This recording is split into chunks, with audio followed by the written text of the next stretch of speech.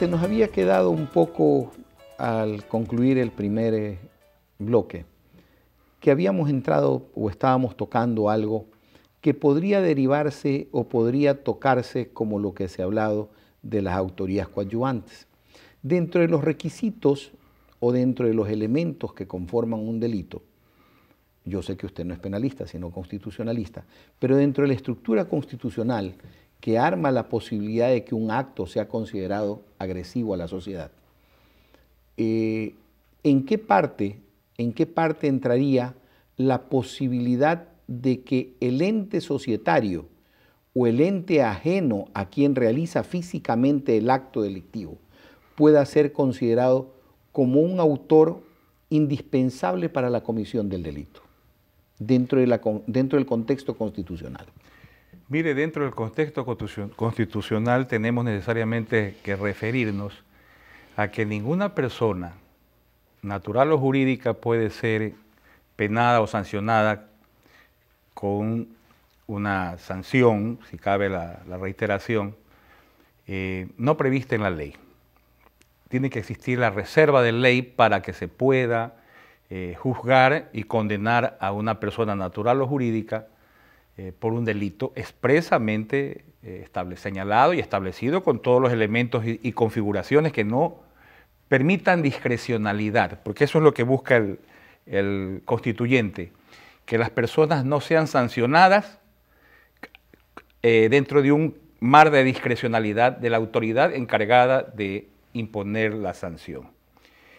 En nuestro ordenamiento jurídico no existe una norma penal que autorice a aplicar una sanción por la vía de una compensación económica por la responsabilidad de un tercero.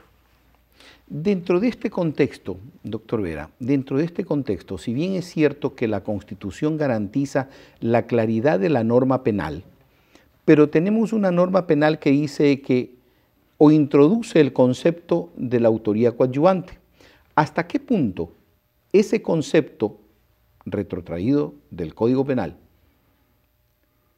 está acorde con la disposición constitucional vigente y no entra en una especie de velada contradicción y de necesaria aplicación por ser una disposición legal, y nos olvidamos un poco de que ahora no estamos en un estado de aplicación de normas, reglas, sino de conceptos? Exacto. No, en ningún momento la autoría coadyuvante, como así la hemos denominado, porque la hemos denominado, está en el artículo 42. ¿Y qué dice expresamente? Dice que se reputa autor a quien coadyuva de manera principal, deliberada intencionalmente, y por medio de un acto sin el cual no se hubiese podido cometer el delito. Y hay que hacer dos apreciaciones. En primer lugar, esto no significa que al fabricante del arma se lo va a condenar, que se lo debe condenar por autoría coadyuvante, que al que hizo la cama se lo va a condenar de autoría coadyuvante por haber perpetrado la violación en esa cama. O ninguna consideración. ¿Por qué? Porque ahí faltaría todos los elementos, ¿verdad?, para poder determinar la autoría coadyuvante. Llamémosla cooperación necesaria, como se le llama, por ejemplo, en España, que usted lo ha citado, en el artículo 28 del Código Penal español, que establece que cooperador necesario es el que reúne los mismos requisitos el que establece nuestro código. Se diferencia la cooperación innecesaria, que en nuestra legislación se llama al cómplice. ¿Por qué decimos que no está en contra de la Constitución ni en contra de la ley? Porque si no, quedaría en la impunidad ese tipo de actuación que es parte de la autoría en la comisión de un delito. Un ejemplo muy práctico que de libro y de doctrina se utiliza es el caso del mayordomo de una casa, al cual va a ser robada por dos personas. Y la única forma que existe para entrar en dicha casa es la llave que tiene el mayordomo. Es decir, las dos personas que van en la noche a robar la casa son autor y coautor del robo.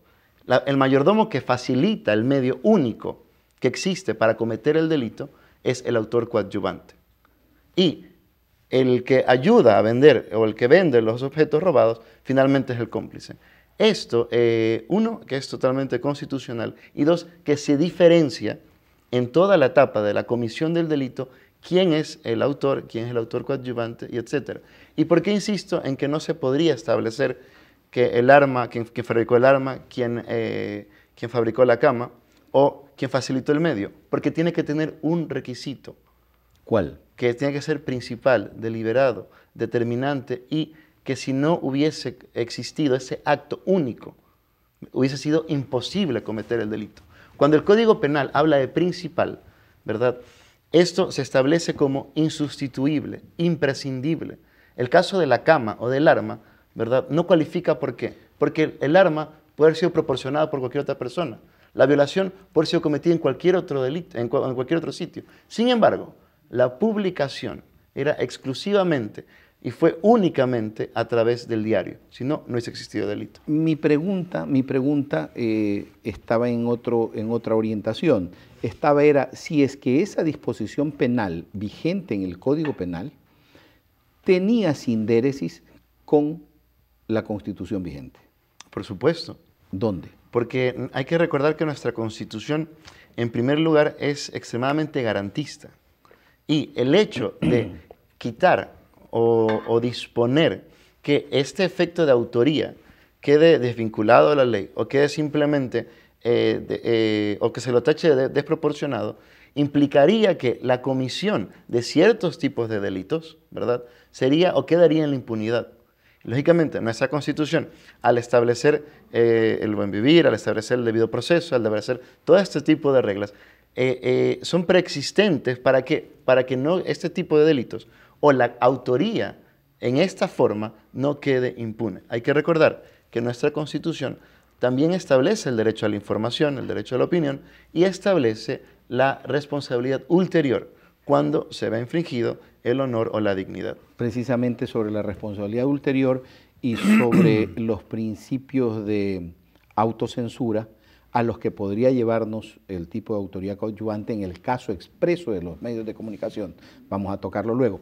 Pero doctor, dentro del tema constitucional de embonar los delitos que son normas menores en la gran norma constitucional, ¿ok? Dentro de esta descripción del concepto delito, este concepto tan etéreo, y dentro de la descripción de lo que son las normas de protección, encuadraría este tema de la autoría coadyuvante, porque mañana pues me parece a mí un tema un tanto subjetivo que no tiene una delimitación muy exacta y que muchos jueces pues lamentablemente pues de que no tienen una preparación jurídica muy de fondo, podrían tener un poquito de liberalidad en su interpretación. ¿No cree usted de que quizás esta norma debería ser más depurada técnicamente, más detallada, como dijo usted mismo hace un momento, de que en la norma constitucional se establecen formas y las maneras en las que debe de crearse la figura típica? Por supuesto, reiterando lo que dije, la Constitución establece un derecho de protección contra el procesado, y es el de no ser sancionado por un delito que no esté plenamente tipificado y que no deje margen a discrecionalidad. Y incluso en el margen de discrecionalidad habría que aplicar la duda en favor del procesado. No existe una norma expresa que justifique la condena a pagar perjuicios a una cosa inanimada, a una persona jurídica. No existe, excepto en los casos de los delitos tributarios, de contrabando, donde obviamente la persona jurídica termina siendo beneficiaria del ilícito. Pero en este tipo de delitos de prensa, de injurias, de calumnia, no calza esa tesis. Todo aquello que va contra el sentido común, contra la recta razón, no puede ser sustentado por una ley. Esa ley está derogada tácitamente por la Constitución, en la derogatoria general de la Constitución. ¿Por qué? Porque todo ordenamiento jurídico que contraviene la Constitución y los tratados internacionales están derogados tácitamente en esa norma general derogatoria de la Constitución de 2008. Hablamos de una derogatoria posible sobre la disposición constante en el artículo 47, creo que es, ¿no? 42. ¿Hasta qué punto constitucionalmente se aceptan las derogatorias tácitas? En el caso de que un convenio establezca un mejor derecho o una ley no se ajuste a ese convenio, en ese caso, absolutamente estamos de acuerdo con que se debería realizar un control de convencionalidad y llegar a esa respuesta. Sin embargo, hay que recordar que el convenio, la Convención Interamericana de Derechos Humanos, en ninguno de esos artículos establece que tiene que derogarse el delito de injurias. Ni siquiera establece la derogatoria del delito de desacato, como se ha dicho. Todas estas directrices por las cuales, o líneas progresistas en cuanto al derecho de honor y derecho a la libertad de expresión, etc., devienen no de la Convención, devienen de la Declaración de Principios y de su posterior interpretación. Que eso, bajo ninguna consideración, puede ser aplicable como ley vinculante a los estados parte. Eso, por disposición del artículo 68 de la Convención, es únicamente vinculante a efectos de estados que se encuentren dentro de procesos frente a la Comisión o a la Corte. Y este no es el caso.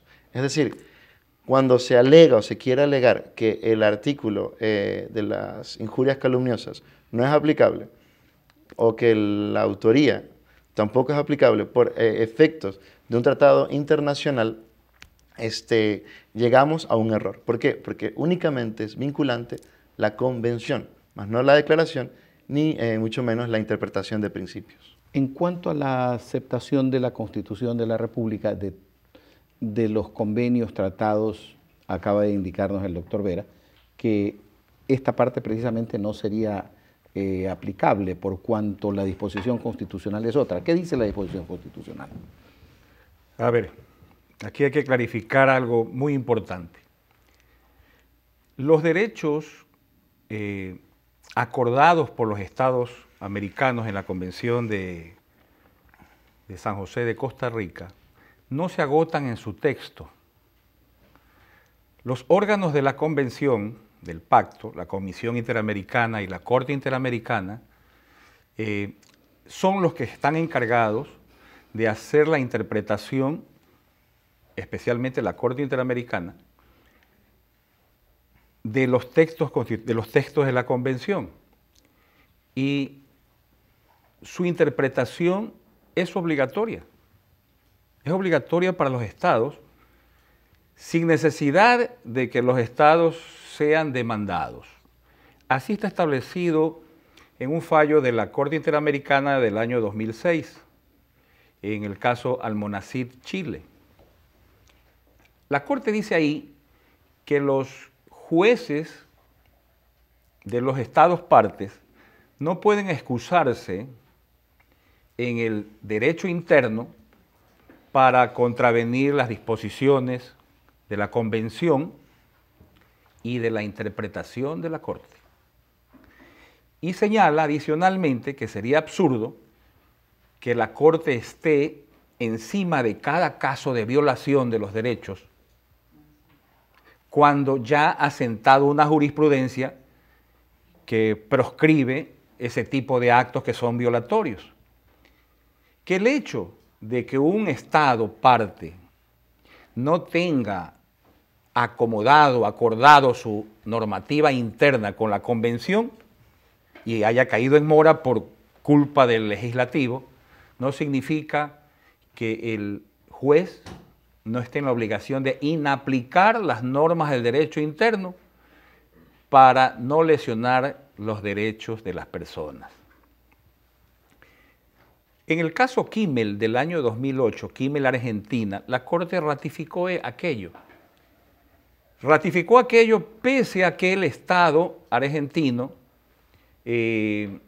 con la Comisión llegaron a un acuerdo en el reconocimiento de que el Estado argentino había violado los derechos del periodista Kimmel aplicándole unas normas que penaron su trabajo periodístico bajo la figura de la calumnia. Pero la Corte dijo, a pesar de que hay este reconocimiento, yo estoy como Corte obligada a sentenciar y a señalar las infracciones y a disponer los correctivos para que esto no vuelva a ocurrir. Y es por eso que en la sentencia, a más de fijar la sanción económica al Estado argentino, le ordenó que derogue las leyes de injurias y de desacato. La presidenta Kirchner, el año pasado, fue lo que hizo. Propuso al Congreso para que el Estado argentino elimine la injuria y la calumnia y los crímenes de desacato del Código Penal argentino. Hoy por hoy solo se sanciona con una sanción civil. Y déjenme concluir algo adicional. En la misma jurisprudencia de la Corte Interamericana se establece que cuando la injuria se dirige a un funcionario público, el funcionario público no puede exigir la misma protección que tiene un ciudadano común a efectos de hacer valer su reputación. La Corte ha dicho que en esos casos el funcionario público tiene menos nivel de protección, porque es necesario balancear el control de la sociedad sobre los abusos del funcionario público, que es necesario que la sociedad esté representada por un periodista a efectos de hacer un mejor escrutinio de la gestión del funcionario público, que el penalizarla implica una restricción a la libertad de expresión del periodista y del derecho de la sociedad a recibir información. Realmente es interesante esta vuelta que da, y podríamos llegar en dos temas: la responsabilidad ulterior, y podríamos ver la censura previa como resultante de la aplicación de normas que parece que están quedando fuera en otros lados. Usted está en sintonía del sistema de radio y televisión de la Universidad Católica de Santiago de Guayaquil. Hacemos una nueva pausa y volvemos inmediatamente. No se olviden de que también nos escuchan a través de 1190 en AM, la radio de la Universidad Católica. Estamos en una entrevista en torno a las disposiciones constitucionales legales que se han aplicado y que devienen de los problemas del diario El Universo por una parte, pero que realmente repercute en nuestra sociedad por cuanto son disposiciones que han sido invocadas continuamente y en varios casos, que ese es el interés de este canal, ver la parte académica de las disposiciones legales. Volvemos.